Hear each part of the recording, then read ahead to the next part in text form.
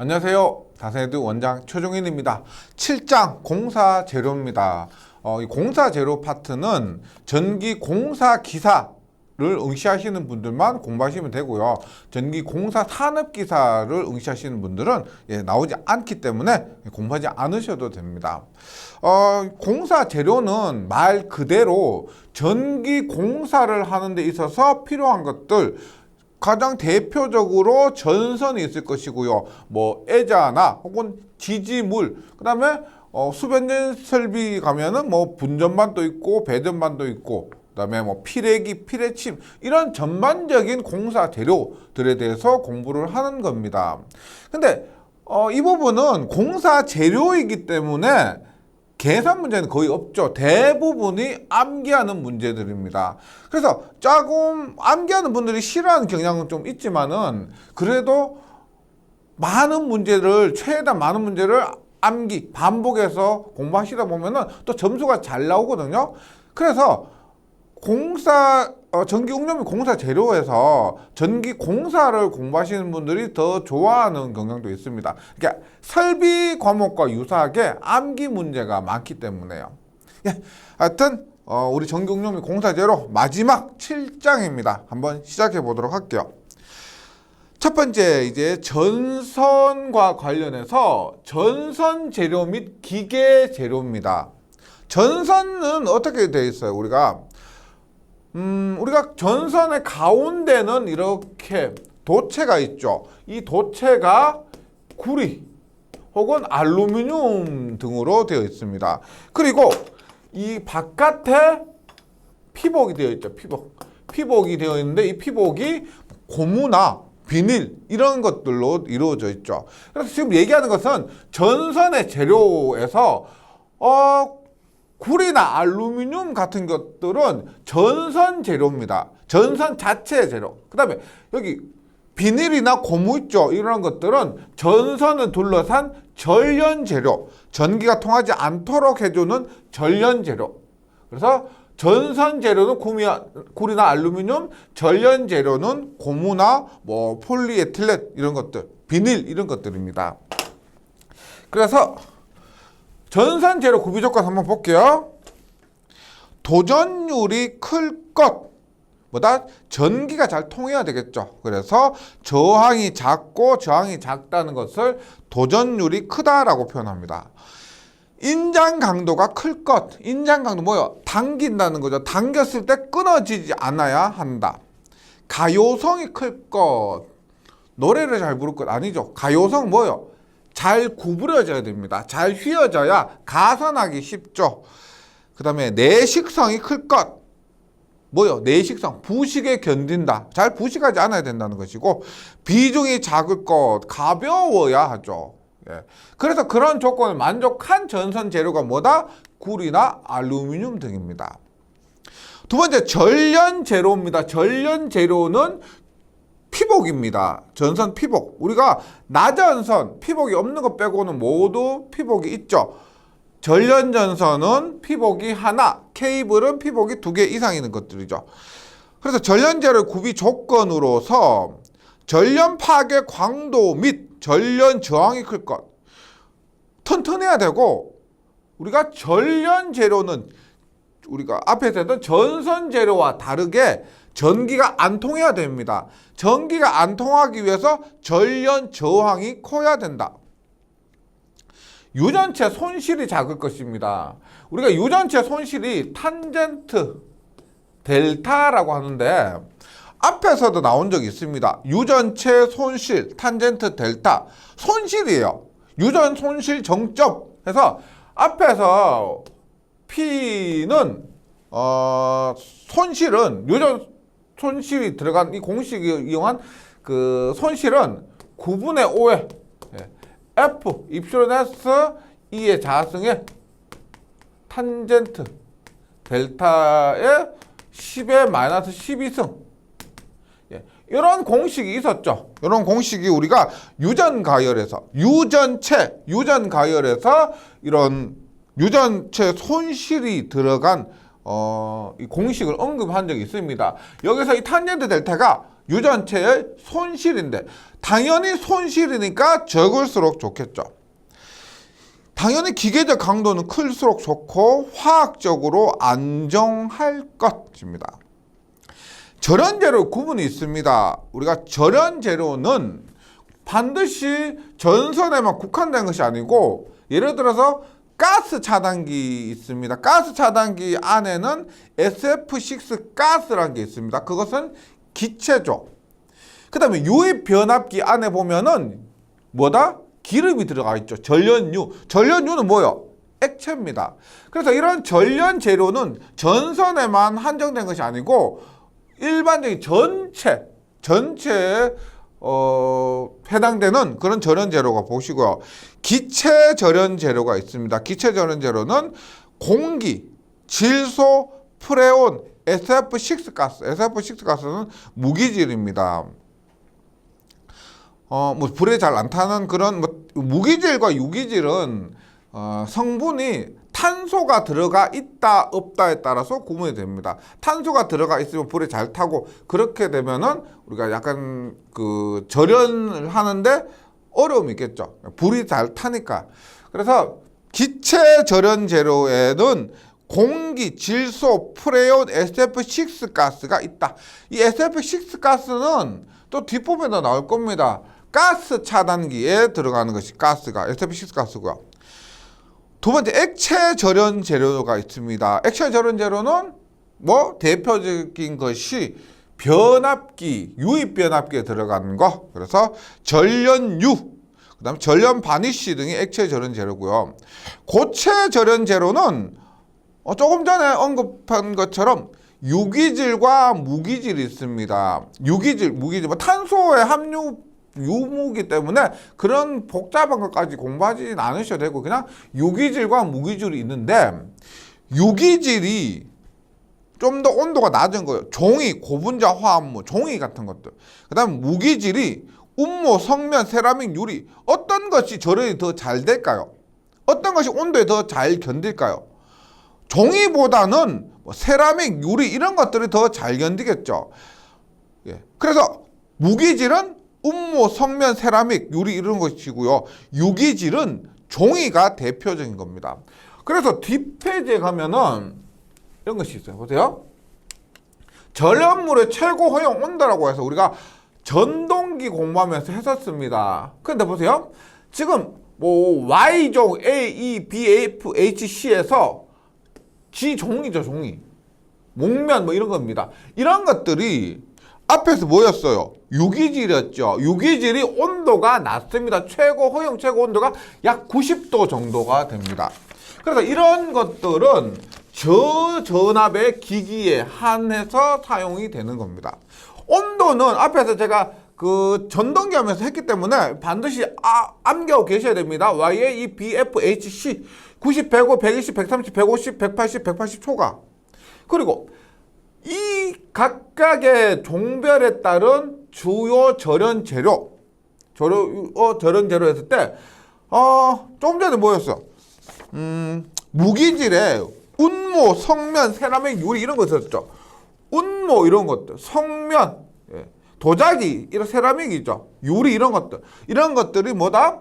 H나 C종으로서 180도, 180도 초과해서 운모, 성면, 뭐 유리 이런 것들이 사용이 됩니다. 그리고 종이 이런 것들은 Y종 90도 이런 것에 사용되고 모두 암기하기는 어렵고요.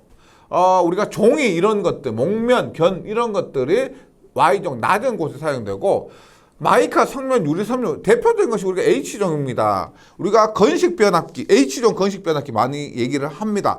H종 건식 변압기 거기에 사용되는 주요 절연 재료가 이런 것들이다. 그래서 다른 건 몰라도 H종은 좀 기억을 좀 해주시면 좋겠습니다. 마이카, 성면, 유리, 섬유, 실리콘, 수지 이런 것들이 사용된다. 그 다음 변압기 U의 구비 조건이 있습니다. 변압기 안에 기름이 들어가죠. 유입 변압기는요.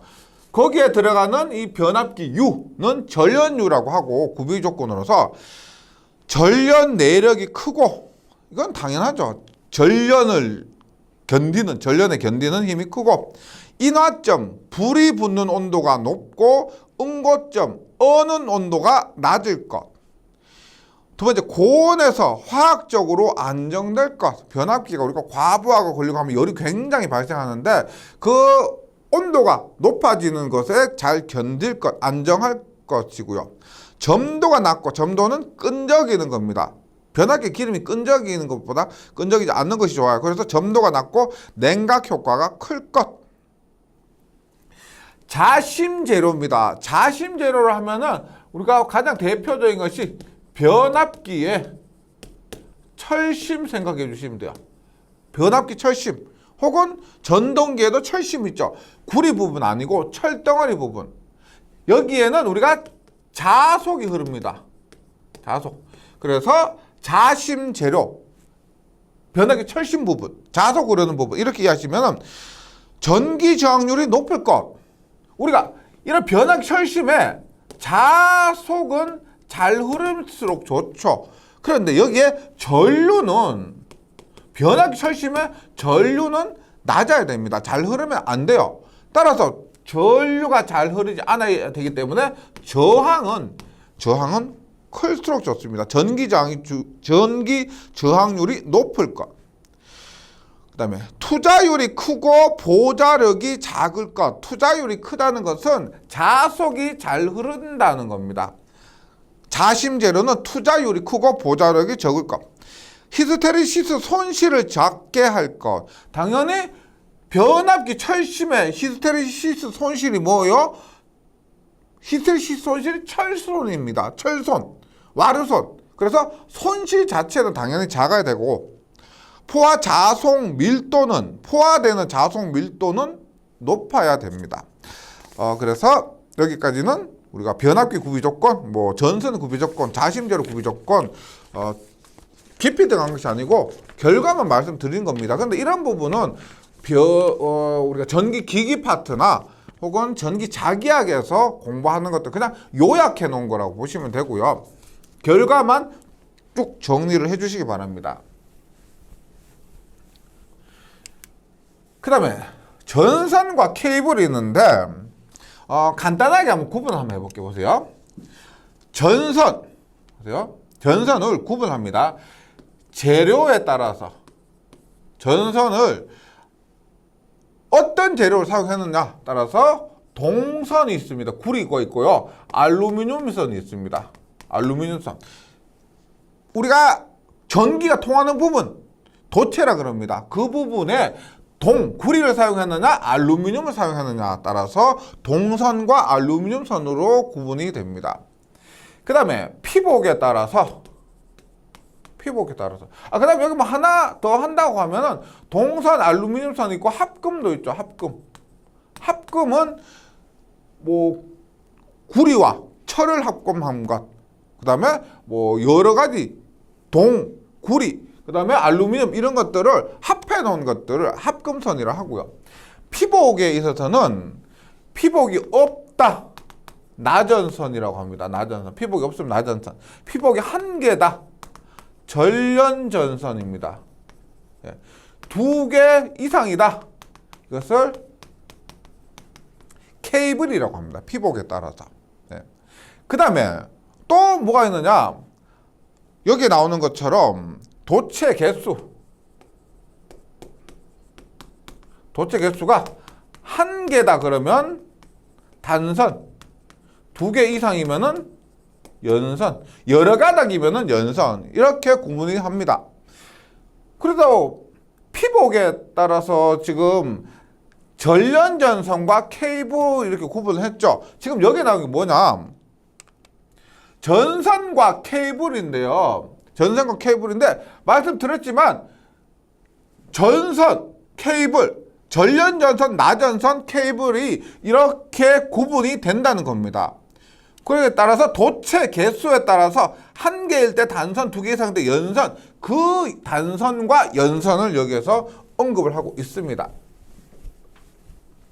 그리고 이 부분은 또 전력공학에서 언급되는 부분이기 때문에 좀 더 깊이 공부하고 싶다 그러면은 전력공학 1장 부분을 또 참고해 주시면 되고요.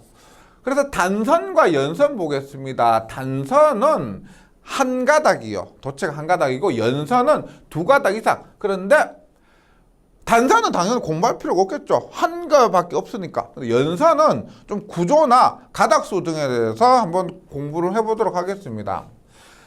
우리가 보세요. 이 그림에서 연선인데 얘가 하나밖에 없으면은 이것은 단선이죠. 그래서 이것은 1층이라 하지 않습니다. 우리가 여기까지 있는 거 있죠. 요거까지 있는 거. 요 부분이 우리가 1층입니다. 이 부분이 1층이에요. 그 다음에 이 부분 있죠. 이 부분이 2층입니다. 그럼 보세요. 그림상에서 1층일 때 몇 개요? 1층일 때 하나, 둘, 셋, 넷, 다섯, 여섯, 7개입니다. 7개. 연선이 1층 연선일 때 7개입니다. 2층일 때 얼마냐? 한번 해보세요. 여기에 12개가 들어가 있습니다. 그래서 2층일 때 19개가 돼요. 19개. 3층이면은 37개. 4층이면 61개 이렇게 돼요. 이것을 공식으로 나타내면은 n이 이게 1층, 2층, 3층, 4층 할 때 이것이 n입니다. n. 층수예요.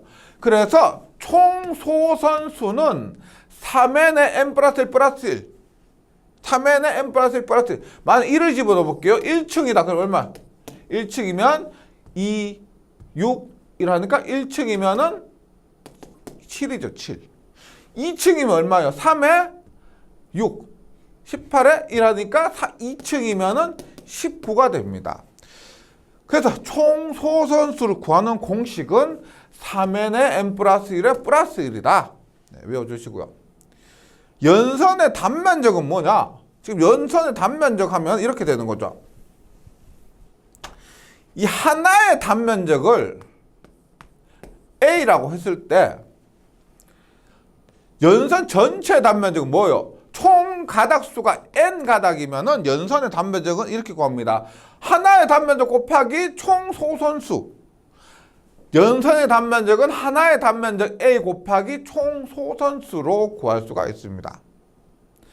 그다음 연선의 바깥 지름은 어떻게 되느냐? 이거죠. 얘 하나의 지름이 D라고 할 때,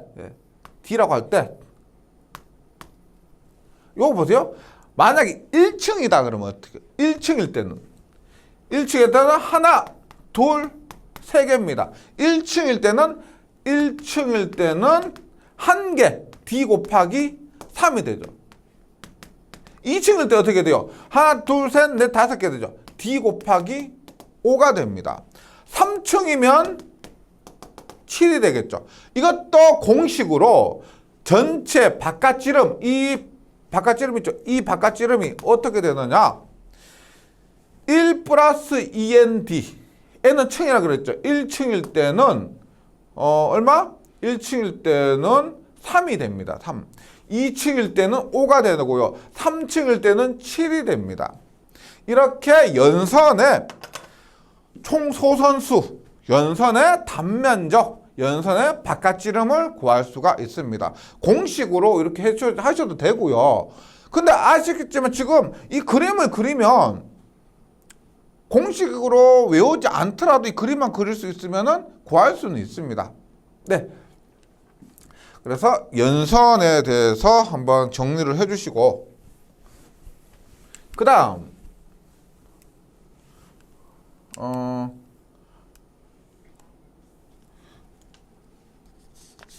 예. 그 다음에 전련전선이 있습니다. 전련전선 및 케이블의 종류가 있는데 교재에 있는 표를 좀 참고해 주시고요.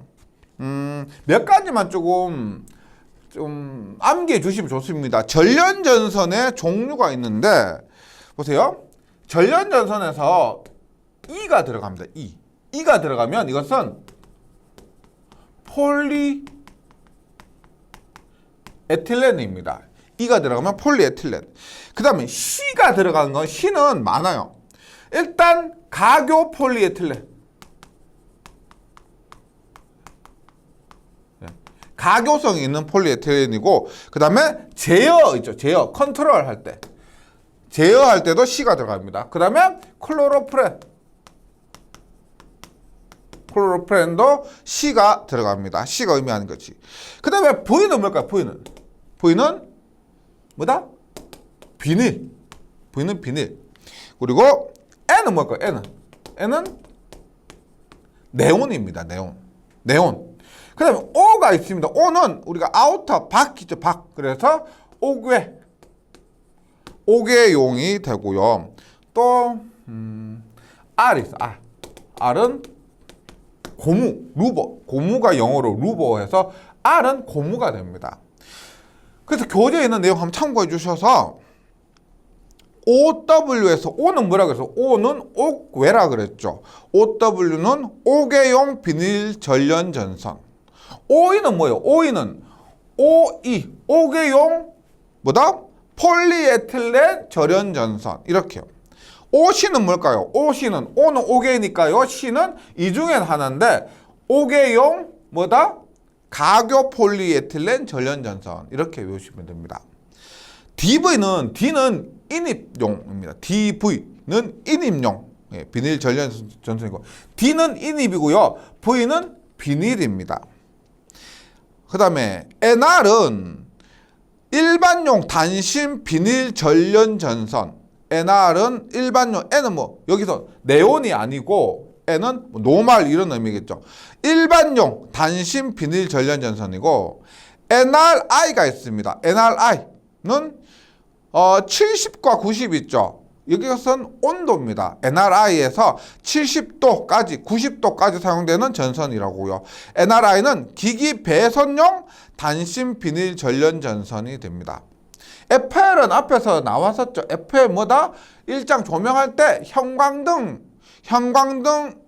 방전등용 비닐 전선이 FL입니다. FL.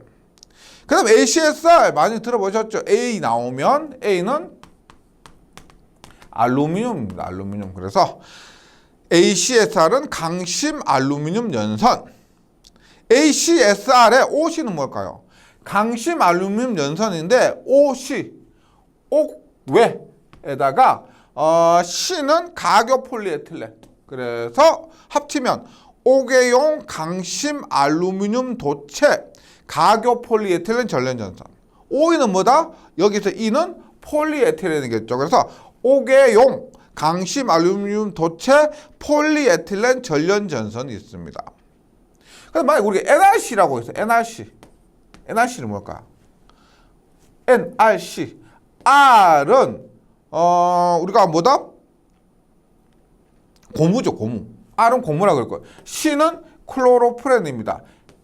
N은 뭐다? 네온 전선이에요. 그래서 NRC라 하면 고무조련 클로로펜시스 네온 전선 이렇게 보시면 됩니다.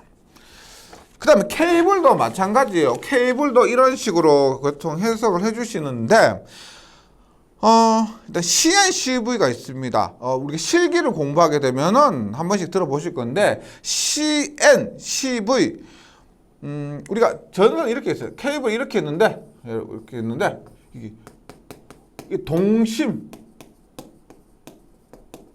중성선 가운데를 중성선으로 사용한 겁니다. 동심 중성선. 그래서 가운데를 중성선으로 사용한 차수형 전력 케이블. 차수형이라는 것은 그냥 우리가 물에 대해서 방수가 된다는 거예요. 방수가 된다는 것이고, CNCVW가 들어가면 수밀형입니다. 똑같은데 동심 중성선 수밀형 전력 케이블은, 차수형 케이블은 그냥 방수, 수밀형 전력 케이블은 압력이 있는 방수, 압력이 있는 물 있죠. 거기에 대한 방수가 된다. 이런 것이고요. CV는 가교 폴리에틸렌 비닐 시스 케이블. 앞에서 말씀드렸지만 케이블은 어떻게? 여기에 구리가 있습니다. 구리가 있으면 여기에 피복이 하나 있고요. 피복이 하나 더 있는 거죠. 이것이 케이블입니다. 피복이 2개 이상이 케이블이라고 그랬죠. 그래서 CV1은 가교 폴리에틸렌 절연, 가교 폴리에틸렌으로 절연을 하고 비닐로 시스한 케이블. 외장이에요, 외장. 시스를 한국말로 외장. 그래서 가교 폴리에틸렌으로 절연하고 뭐다?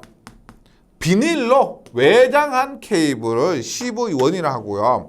0.6에 1, 상전압 600V, 선간전압 1kV 이렇게 보시면 됩니다. CV10은 똑같은데 전압이 10배가 올라간 것이고요.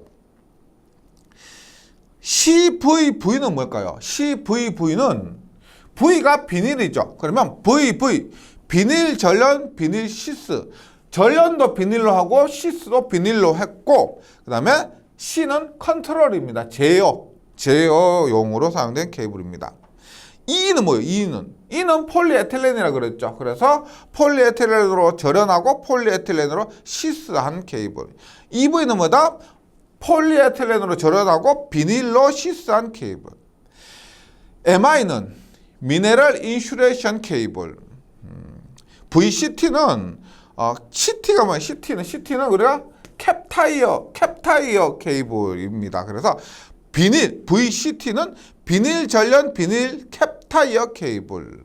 VV는 그냥 비닐 전련 비닐 시스 케이블. 이렇게 정리해 주시면 되겠습니다.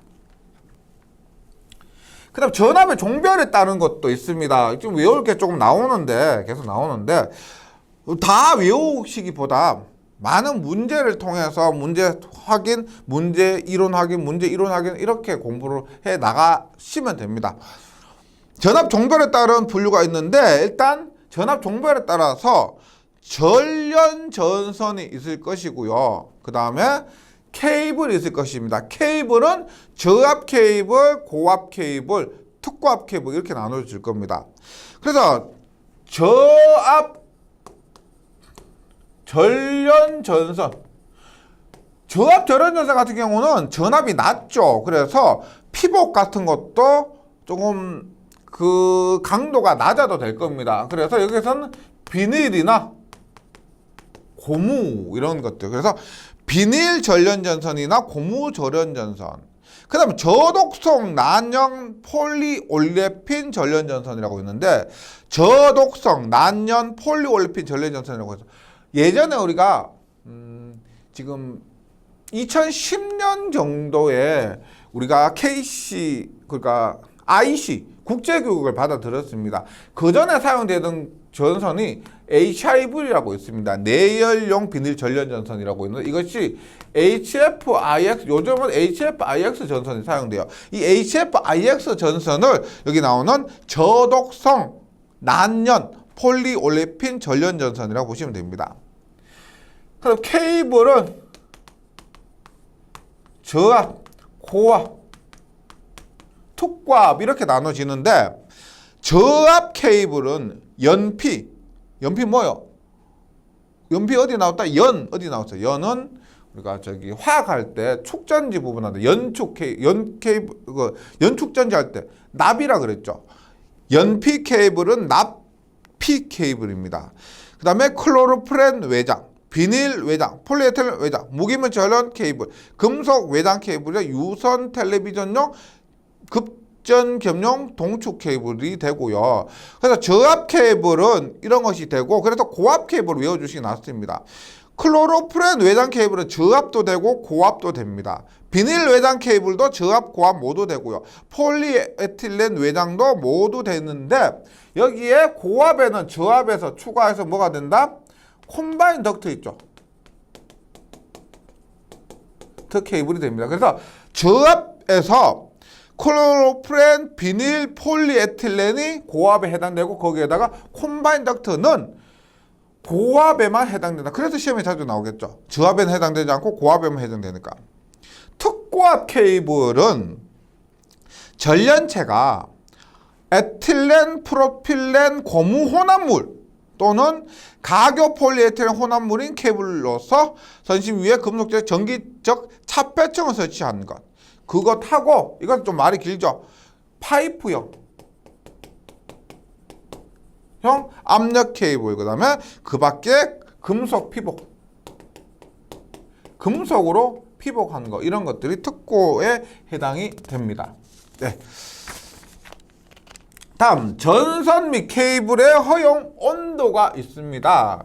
앞에서 뭐 폴리에틸렌, 뭐 에틸렌 프로필렌 이런 건 했었죠. 나온 그것들이 무엇에 따라 우리가 부하가 크면은 전류가 많이 흐르고 전류가 많이 흐르면 열이 많이 발생합니다. 열이 많이 발생하면 그 발생하는 열에 견뎌야 하는 거죠.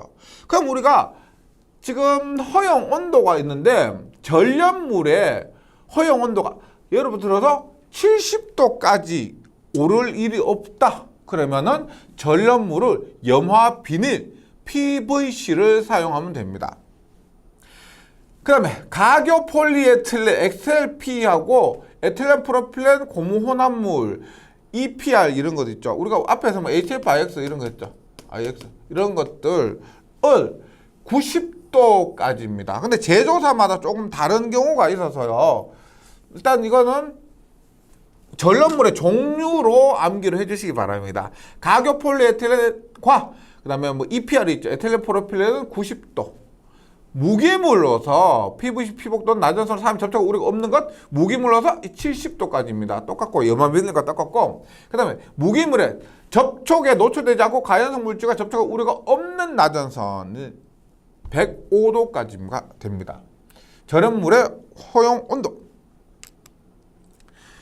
그 다음에 코드도 있는데 뭐 코드 많이 들어보셨죠? 코드는 그냥 접속하는 건데 종류 정도 해주시고요. 고무 코드, 고무.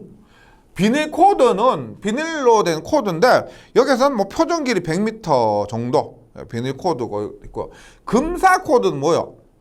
사가 뭐 실이죠, 실. 그래서 금사 코드는 뭐 금심을 감아서 만든 코드가 금사 코드고 이것이 일반적으로 우리가 전기, 이발기, 면도기 코드 꼽는 거 있죠? 이발기, 면도기 등에 꼽잖아요. 충전하잖아요. 그런데 사용되는 코드입니다. 헤어드라이기 등 이동용 기구에 사용되는 코드고 캡타이어 코드 등이 있다. 그 다음에 캡타이어 케이블입니다. 캡타이어 케이블은 우리가 일반적인 케이블 같은 경우는 고정시켜 놓죠. 고정시켜서 우리가 움직이지 않잖아요. 근데 이 캡타이어 케이블은 일반적으로 언제 이동하는 곳에 사용되는 케이블, 질질 끌리면서 이동하는 곳에 사용되는 케이블이 캡타이어 케이블인데 예전에 출제 빈도가 좀 높았는데 최근 들어서는 그 빈도는 좀 낮아진 것 같습니다. 캡타이어 케이블은 이동, 가요성이 뭐라고 했어요? 잘 구부러진다 그랬죠. 이동, 가요성을 가지며 보호 피복을 가진 전련 전선으로 진동이나 마찰이나 굴곡, 충격 등을 받는 공장 등에서 이용하는 경우가 많다. 이동하는 곳에 캡타이어 케이블이고요.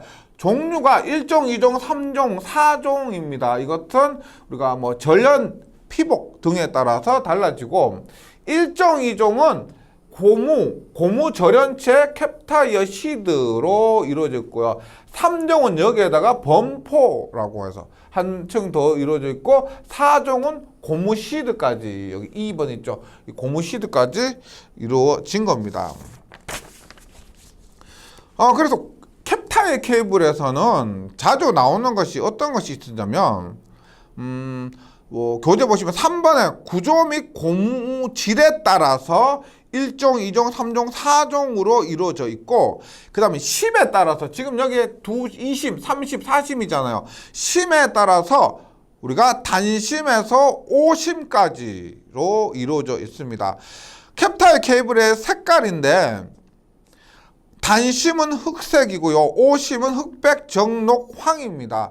근데 이 부분에 있어서 우리가 KC 규정이 적용되면서 아직까지 이 부분에 대한 규정 변경이 이루어지지 않았습니다.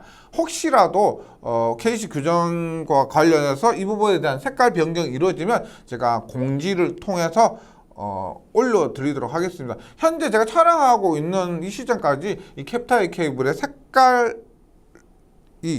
정해지지는 않았다. 그리고 현재까지는 교재에 있는 색깔로 암기해 주시기 바랍니다. 이게 기능사에서 되게 자주 출제가 되었거든요. 공사기사 응용 과목에서 예전에 종종 출제가 되는데 요즘에는 그렇게도 자주 출제되는 건 아닌 것 같습니다. 그래서 부담 없이 이렇게 넘겨주시고요. 또 비닐 캡타이어 케이블도 있습니다. 비닐 캡타이어 케이블도 마찬가지로 단심, 2심, 30, 40, 50으로 기어 있고 정기적 성질이 비닐 캡타일 케이블은 고무 캡타일 케이블에 우리가 지금 여기 한 거 고무 캡타일 케이블이고요. 비닐 캡타일 케이블은 여기 2종에 해당이 됩니다. 비닐 캡타일 케이블은 비닐이기 때문에 내수성, 내산성, 내알칼리성, 내유성이 우수하다. 지금 보시면 여기 고무 전원체 돼 있죠. 지금 앞에서 말씀드린 이거는 고무로 된 것이고 비닐은 이것이 B나 E가 고무로 된 거, 아니 비닐로 된 것이다 보시면 됩니다. 그 다음 허용 전류예요. 전선 및 케이블의 허용 전류는 허용되는 전류, 전선에 보세요. 일반적으로 좀 가는 전선은 허용 전류가 작을 것이고 굵은 전선은 허용 전류가 높을 겁니다. 전선의 굵기에 따라서 허용 전류가 달라진다는 것은 예상하실 겁니다. 그런데 피복 절연물의 종류, 조금 전에 말씀드렸지만은 피복 절연물이 뭐냐, 뭐 PVC냐, 아니면 뭐 EPR이냐 이런 것들에 따라서 70도, 90도 다 달라진다 그랬죠. 도체 굵기 당연한 것이고요. 굵으면 많고 작으면은 적은 허용 전류가 허용됩니다. 시설 조건 등에 따라서도 결정이 된다. 그 다음에 전선의 접속과 병렬 사용 보겠습니다. 전선의 접속. 당연히 접속할 경우가 많겠죠. 그런데 할 때 일단 구리선과 알루미늄선이 많이 사용되잖아요. 접속할 때 구리선과 알루미늄선에 따라서 조금 방법이 다릅니다. 그 부분은 좀 염두에 두시고요. 일반 전선의 접속에서 조건이 있습니다. 접속점의 전기적 저항을 증가시키지 않는다. 피치모터 사정으로 전선을 접속은 할 수가 있지만 그로 인해서 저항이 증가하면 전류가 잘 흐르지 못하고 저항이 증가하면 그 부분에 발열 손실이 일어나고 그래서 안 좋은 영향이 많습니다. 저항을 증가시키지 않고요. 그 다음에 이것 굉장히 자주 나옵니다. 접속점의 기계적 강도, 저항은 증가시키지 않고 기계적 강도는 약해지긴 하겠죠. 하나의 전선 그대로 쓰는 것보다 약해지긴 하겠지만 그래도 그 강도를 20% 이상 감소시키지 않을 것. 그러니까 강도가 80%는 유지할 것, 20% 이상 감소시키지 않을 것. 그럼 전선의 접속점의 전련을 약화시키지 않도록 전련도 문제가 되죠.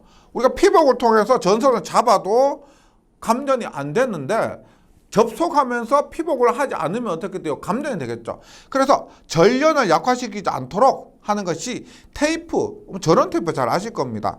그리고 와이어 커넥터라고 해서 와이어 커넥터는 이렇게 생긴 거예요. 뭐 우산처럼 생겼는데 이렇게 생겼는데 이렇게 생겼어요. 여기에 전선을 이렇게 전선 넣고 이렇게 피복이 구리가 이렇게 있으면 이렇게 있죠. 넣고 어떻게 하냐면 그냥 돌립니다. 넣고 나서 돌리면 이 안에 걸려요. 그래서 돌리기만 하면 까고 넣고 돌리면 바로 접속되는 겁니다. 이런 것이 박스 안에 접속할 때 이런 와이어 커넥터 선을 연결한다. 와이어 커넥터를 사용하게 됩니다. 그리고 옥내 배선 공사에서 전선의 접속은 박스 안에서 합니다. 그냥 공중에서 그냥 둘둘 말아서 하는 것이 아니고 박스가 있습니다. 사각 박스 혹은 팔각 박스. 그래서 우리가 아울렛 박스 이런 것이 있어요. 그럼 박스 안에서 와이어 커넥터를 통해서 접속하는 것이 일반적입니다. 그래서 뭐 접속의 대표적으로 트위스트 접속이라고 있습니다. 실제 전기 공사하시는 분 아니면 이렇게 잘 하지 않죠. 트위스트 꼰다는 거죠. 이렇게 트위스트 접속을 하고 얘는 직선 맞대기형 슬리브, 여기 맞대기형 슬리브 있습니다. 슬리브라는 것이 전선과 전선 사이에 이렇게 전선이 이렇게 있고 전선이 이렇게 있습니다. 뭐 이렇게 있으면 어떻게 이 부분에 연결해 주는 거 있죠. 그런 것을 슬리브라고 보시면 됩니다. 직선 맞대기용 슬리브하고요 연결하고 나서 압착 딱 하면 그대로 고정하죠. 예. 그런 압착 접속 등이 있다. 대표적으로 이렇게 나오고요. 그러면 전선의 접속에서 동선의 접속과 알루미늄 선의 접속이 있습니다. 조금 다르다 그랬죠. 거의 비슷해요. 동선의 접속은 일단 직선 접속. 동선과 동선은 직선 접속하고요. 조금 전에 나왔던 그 트위스트 접속 있죠. 이렇게 접속하는 겁니다. 예. 직선 접속 있고 분기 접속 어떻게 돼요? 하나가 나가서 이렇게 분기하는 것 있죠. 이런 분기하는 부분에 접속이 있고 종단 접속 끝부분의 접속입니다. 끝부분. 그 다음에 슬리브에 의한 접속 조금 전에 했었죠. 슬리브에 의한 접속이 있습니다. 직선 접속은 말씀드렸지만 6제곱밀리미터 이하 6스퀘어라고 합니다. 그래서 제곱밀리미터를 제곱밀리미터 부르기가 어려우니까 스퀘어 이렇게 얘기를 합니다. 그래서 6스퀘어 이하는 단선이고요. 단선에서 트위스트 접속을 한다. 조금 전에 보여드렸던 거. 그다음 직선 접속하는데 직선 맞대기용 슬리브에 의한 압착 접속. 조금 전에 보여드렸던 거 있죠. 이거 트위스트 접속, 압착 접속 이런 것들이 직선 접속이 됩니다. 그 다음에 분기 접속도 마찬가지로 6제곱밀리미터 이하 가는 단선의 분기 접속이 있고 분기 접속 우리가 이렇게 해도 예를 들어서 이게 하나 가서 양쪽으로 나눠줍니다. 이 모양이 어떻게 해요? T형 모양이죠.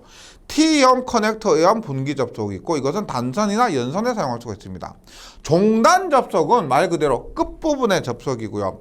슬리브에 의한 접속은 S형 슬리브에 의한 직선, S형 슬리브에 의한 분기, 그 다음 매킹타이어 슬리브에 의한 직선, 양쪽 비틀림이나 매킹타이어 슬리브에 의한 직선 접속, 한쪽 비틀림. 이것이 매킹타이어 슬리브입니다. 매킹타이어 슬리브에 의해서 한쪽 비틀림이나 양쪽 비틀림에서 접속을 하는 방법이 있다. 그 다음에 알루미늄 선의 접속입니다. 알루미늄 선의 접속은 동선에 비해서 보세요. 직선 접속, 분기 접속, 종단 접속 다 똑같습니다. 뭐다? 슬리브에 의한 접속 이 부분만 다르죠. 나머지는 똑같습니다. 그래서 알루미늄선의 직선 접속은 인입선과 인입구 배관과의 접속 등과 같이 인입구나 인입구 배선과 그래서 장력이 걸리지 않는 곳에 직선 접속을 합니다. 분기 접속은 알루미늄에서 분기 접속은 간선에서 분기선을 분기하는 경우 중에 사용되고 종단 접속 이렇게 하는 거죠. 알루미늄선을 이렇게 끝부분에서 합치는 겁니다. 종단에서 접속하는 것이고 종단 겹침 슬리브 이가 종단 겹침 슬리브입니다. 에 의한 접속이고 가는 전선은 박스 안에서 접속할 때 두 선을 접속할 때 사용되고요. 그 다음에 종단 접속에 비틀어 꽂는 형 있고요. C형 전선 접속기 뭐 이런 종류만 기억해 주시고 그 다음에 터미널 러그가 있습니다. 터미널은 뭐예요? 버스 터미널 종착지죠. 우리가 알루미늄선은 터미널 러그에 꼽고 포인트로 꼽고 조인트 선을 감는 이런 방법이에요. 터미널 러그에 의한 접속이 있고 이 알루미늄 선의 종단 접속입니다. 기계기구의 단자와 전선의 접속입니다. 기구의 단자 끝부분에 있는 기구 단자와 전선의 접속이고요. 두 선을 포개고 조인트 선을 감는 방법이고 이런 터미널 러그에 의한 접속은 10스퀘어 이상의 굵은 단선에 적용을 합니다. 네, 다음으로 전선의 병렬 사용입니다. 우리가 전선을 한 가닥 이렇게 사용하는 것이 아니고 이것을 나누어서 예를 들어서 뭐 50A 흐른 것을 이렇게 25A 이렇게 사용할 수도 있겠죠. 네, 그런 것을 얘기합니다. 이때는 동일한 도체 둘 다 동선이거나 둘 다 알루미늄선입니다. 동일한 굵기란 것은 동일한 굵기와 길이는 저항이 같아야 되는 겁니다. 그렇지 않으면 뭐 우리가 똑같이 분배가 안 되겠죠. 그래서 동일한 도체, 동일한 굵기, 동일한 길이는 저항값이 같아야 된다. 이런 의미고요. 같은 극의 각 전선은 동일한 터미널 러그에 완전히 접속할 것. 이렇게 했지만 여기 끝부분에 동일한 터미널 러그로 완전히 접속을 할 것. 전류의 불평형을 초래하지 않도록 할 것. 50A 하면 25A 이렇게 돼요. 30A, 20A 이렇게 하지 않고 전류 불평형을 초래하지 않도록 하고, 전선 각각의 퓨즈를 장치해서는 안 되고, 각각의 퓨즈 장치하면 안 됩니다. 한 선이 끊어지면은 이 선도 모두 타버릴 수가 있죠. 그래서 퓨즈를 장치해야 할 경우는 공용 퓨즈로 할 것, 공용으로 하나를 설치할 것이 됩니다. 그 다음에 전선의 공식 단면적 반드시 암기해 주셔야 됩니다. 전선의 공식 단면적이 1.5, 2.5, 4, 6, 10, 16, 25, 35, 50, 70, 95, 120, 150, 180, 240, 300, 400, 500, 630인데 일단 응용 과목에서는 뭐 나오고 실기에서는 암기해서 기억하고 계셔야 됩니다. 꼭 기억하고 계셔야 되고요. 그리고 KC 규정이 적용되면서 이런 부분이 바뀌었습니다. 예전에는 우리가 옥내 배선에서 최소 사용 굵기가 1.5였는데 옥내 배선에서 뭐 특별 이런 조건인 경우를 제외하고는 대부분 2.5 이상 옥내 집 안 소형과 안에서 사용할 때는 2.5 이상을 보통 사용하고요. 일단 필기에서는 선택만 잘해주시면 되지만 실기에서는 반드시 전체 단면적을 암기하고 계셔야 됩니다. 그 다음에 알루미늄 선입니다. 강심 알루미늄 연선은 30, 이것은 동선이죠. 동선인데 일단 강심 알루미늄 연선은 다릅니다. 32부터 330까지 있다고 보시고요. 중성선 있죠. 중성선에는 큰 전류가 흐르지 않잖아요. 그래서 중성선에는 32에서 95까지, 중성선은 32에서 95까지가 사용이 됩니다. 이런 전선이 되고요. 그 다음 애자 및 애관이 있습니다. 애자 볼게요. 일단 애자 종류가 많습니다. 간단하게 설명드리면 애자가 현수 애자가 가장 많이 사용되는 거죠. 우리가 이렇게 되는 거 있죠. 이렇게 이런 전주가 있잖아. 여기에서 이런 식으로 사용된 것, 옆으로 사용된 거 있죠. 이렇게 된 거 있죠. 이런 거 다 현수 애자입니다. 그러니까 철탑이죠. 철탑에서 이렇게 사용된 거 있죠. 이런 거, 이거 다 현수애자입니다. 그래서 가장 많이 사용되는 것이 현수애자고, 이 현수애자는 뭐 이렇게 소켓형과 크레비스형으로 이루어져 있고요. 여기 상하부를 시멘트로 접촉하게 됩니다. 접착하게 되고요. 장간애자는 우리가 장간애자도 현수애자입니다. 그런데 현수애자는 뭐냐면 이 현수에다가 하나, 둘, 세 개를 이렇게 볼로 해서 연결해서 예를 들어서 22.9kV 같은 경우는 이것을 두 개에서 세 개 정도로 연결해서 사용하는 건데, 이 장간애자는 현수애자인데 뭐요? 연결이 되어 있는 겁니다. 더 연결을 해서 사용하는 것이 아니고 이게 자체가 현수애자 여러 개를 연결해 놓은 거예요. 그래서 장간형 현수애자 이렇게 얘기를 하기도 하고요. 핀 애자가 있습니다. 말 그대로 이 부분이 핀이에요. 핀. 그리고 라인 포스트 애자가 있는데 예전에 핀 애자가 많이 사용됐지만 요즘은 이 라인 포스트 애자가 이 부분의 핀입니다. 핀이죠. 그래서 많이 대체되어 사용되고 거의 비슷하게 보시면 됩니다. 예전에 핀 애자가 지금 라인 포스트 애자로 많이 대체되었고, 그 다음에 라인 포스트 애자도 많이 볼 수 있을 거예요. 이렇게 있을 때 옆으로 설치된 거 현수애자잖아요. 근데 보시면 이렇게 해서 이렇게 된 거 있죠. 전주에 보면 이렇게 까만색으로 갈색으로 해서 설치된 거 보신 적 있을 겁니다. 이것이 라인 포스트 애자가 됩니다. 라인 포스트 애자, 라인 L, 포스트 P에서 LP 애자라고 합니다. 네. 대표적인 것이 이런 애자가 있고요. 그래서 이런 것들이 송배전용에 많이 사용되는 애자죠. 한번 볼게요. 현수애자 같은 경우는 경질, 자기재 상하에, 자기죠. 우리 애자 보시면 까맣게 갈색으로 생겼습니다. 자기, 사기, 유리 있죠. 유리 같은 거, 그런 것들. 사기 같은 거. 사기 그릇. 예.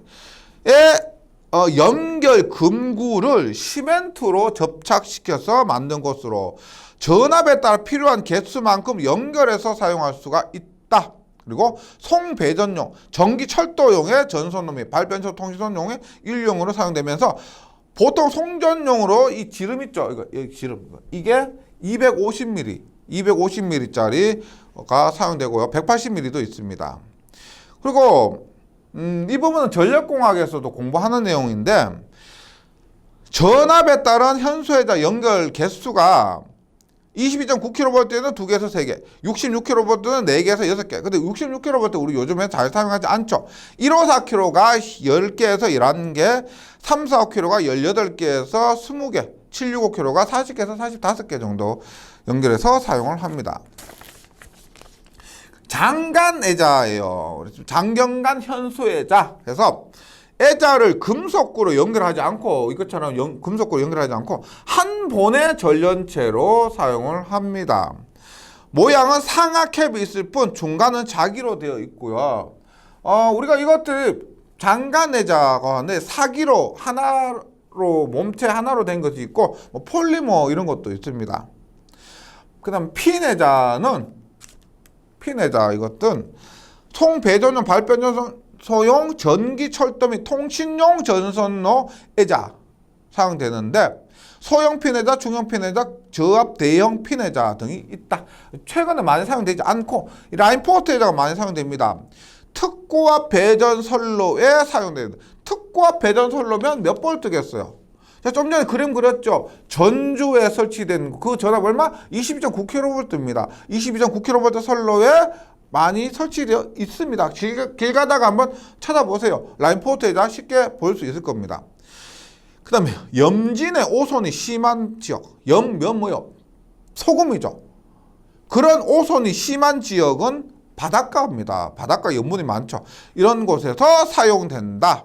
애자핀이 별도 분리되어 있고 사용시는 조립해서 사용하는데 염진의 오손이 심한 지역 하면은 이 라인포스트 애자가 됩니다.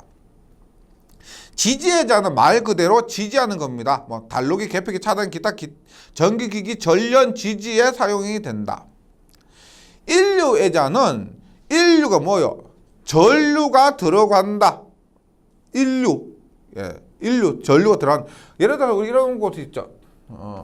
이렇게 있는데 여기에는 LP애자나 현수애자가 사용되잖아요. 근데 저압용으로 해서 이렇게 사용되는 것이 있습니다. 이런 식으로. 그냥 간단하게 이렇게. 전선 이렇게 가는, 이렇게. 레크라고 하거든요. 이런 부분을 레크라고 하는데 저압 인류애자. 이런 것이 저압 인류애자. 전류가 들어간다. 그런 곳에 사용되는 것이 인류애자입니다. 그리고 옥내 배선용 애자고요. 지금까지 했던 애자들은 핀애자, 라인포트 애자, 인류애자 이런 것들은 송전용 혹은 배전용 애자였고 옥내 배선용 애자가 됩니다. 옥내 배선용 애자는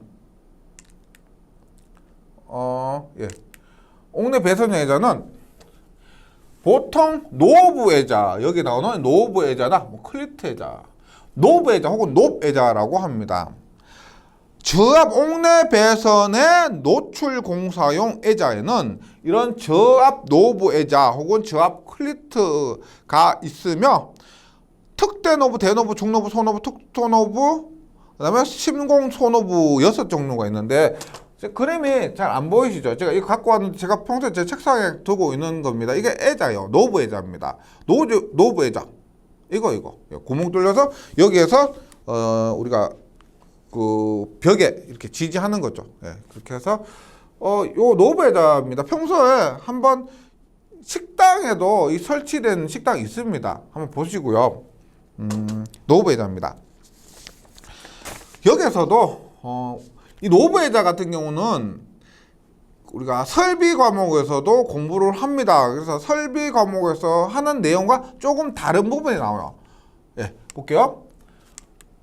애자와 전선의 굵기가 있는데 일단 노브 애자입니다. 일반적으로 노브 애자 정도만 기억해 주셔도 되고요. 소중대 특대가 있습니다. 각각의 전선의 최대 굵기가 전선의 굵기에 따라서 16이면 16 스퀘어까지면 소노부, 50이면 중, 95면 대, 특대는 240입니다. 그래서 소중대 특대 16, 50, 95, 240 좀 암기를 해 주시기 바랍니다. 소중대 특대. 그 다음에 애자에 색별이 있습니다. 애자의 색별도 자주 나옵니다. 특고압용 핀애자 혹은 특고압용 라인포트 애자 이런 것들은 적색을 사용합니다. 저압용 애자는 접지측 제외하고 백색이고요. 접지측 애자는 청색입니다. 적색, 백색, 청색. 그래서 접지측 애자 자주 나와요. 접지측 애자 청색을 사용한다. 저압용 애자는 백색이 됩니다. 예. 이런 것들이고, 그 다음에 애관이 있습니다. 애관. 애관은 이런 거. 지금 조형제입니다. 기둥이라고 했을 때 전선을 여기에서 이렇게 통과시킬 때 그냥 바로 통과시키면 안 되죠. 혹시나 피복이 벗겨지면 이렇게 누전이 될 수가 있겠죠. 그래서 이 부분에 애관을 사용합니다. 그래서 이렇게 보시면 이렇게, 그리고 여기가 이 틈이 있죠. 1.5cm 돌출하도록 그렇게 해야 누전이 잘 되지 않습니다. 애관은 이런 거예요. 건물의 전선 관통 개소, 개폐겸 단자함 등의 전선 출입구 절연 또는 전선의 접촉 방지에 사용하고, 또한 차단기 피뢰기 등에도 사용이 됩니다. 그리고 조형제를 관통하는 경우, 이렇게 조형제를 관통하는 경우 이것은 절연이 되는 관에 넣을 것, 그것이 애관입니다. 절연이 되는 관. 그러니까 금속은 안 되겠죠. 우리가 플라스틱 같은 거 있죠. 유리 같은 거 있죠. 그런 것도 되지만 금속은 절연이 안 되니까 애관으로 사용하지 않는다. 그래서 애자 사용 배선의 시공인데, 우리가 보통 애자 사용 공사에 대한 좀 더 구체적인 법적인 부분은 설비 과목에서 하고요. 애자 사용 배선의 시공에서는 자주 나오는 것이, 일단 조형제 노부 애자를 벽에 이런 노부 애자 있죠. 노부 애자를 고정 후 전선을 배선하고 바인드 하는 것은 노부 애자 시공이라고 합니다. 그래서 여기에 어떻게 하냐면 여기 이 동그란 부분 있죠. 여기에 고정을 시킵니다. 고정시켜 놓고 어떻게? 예. 고정시켜 놓고 이렇게 전선 이렇게 가죠. 그러면 피복이 아니고 이렇게 묶습니다. 바인드를 하는 거죠. 이렇게 애자 공사하는 겁니다. 여기 애자를 쓰고 전선이 지나가면 여기에 바인드 공사를 해주는 그런 것이 애자 시공 공사라고 합니다. 애자 사용 배선 사용된 전선은 전련 전선을 사용해야 됩니다. 인입용은 제외하고요. DV 뭐요? 인입용 비닐 전련 전선이죠. 인입용은 제외하고 전련 전선 사용하고, 전선이 조형제를 관통하는 경우에, 이런 경우에는 애관, 합성 수지관 등의 양단이 1.5cm 이상 돌출돼야 합니다. 그 다음 바인드선의 굵기 있습니다. 여기에 전선이 지나가면 바인드선을 묶어야 된다 그랬죠. 이 홈 부분에 바인드선을 묶는데 그 바인드선의 굵기가 0.9mm, 1.2mm, 1.6mm가 있다. 바인드선 굵기도 시험에 나온 적이 있습니다. 네, 여기까지 좀 내용이 많았는데요. 한번 좀 잘 정리해 주시고 저는 다음 시간에 다시 뵙도록 하겠습니다. 수고하셨습니다.